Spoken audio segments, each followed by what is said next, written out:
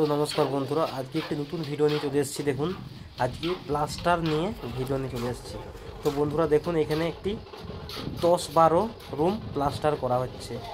তো আমাদের মিস্ত্রি ভাইরা কত সুন্দরভাবে প্লাস্টার করছে। আর বন্ধুরা, প্লাস্টার করার সময় একটা জিনিস অবশ্যই খেয়াল রাখবেন, যেন মশলার ভাগ 4 ভাগে করা হয়। অর্থাৎ 1 টিন যদি সিমেন্ট হয়, তার সঙ্গে 4 টিন বালি। এর কখনো ভাগটা বাড়ানো চলবে না। মিস্ত্রিরা যতই বলুক যে আমাদের হাত খেয়ে নিচ্ছে এই মশলাতে, তবু কিন্তু সিমেন্টের ভাগ কখনো বাড়ানো যাবে না। তা না হলে কি হবে, যে প্লাস্টার কিছুদিন পরে ছেড়ে ছেড়ে পড়ে যাবে। আরেকটা জিনিস মনে রাখবেন, প্লাস্টার হয়ে যাওয়ার পরে অন্তত 7 দিন কিউরিংটা ভালো করে করবেন। অর্থাৎ প্লাস্টারের উপরে ভালো করে জল দেবেন।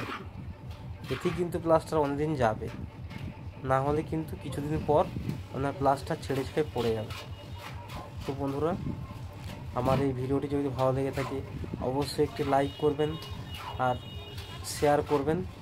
আর পরবর্তীকালে একটি নতুন ভিডিও নিয়ে চলে আসবো আবার।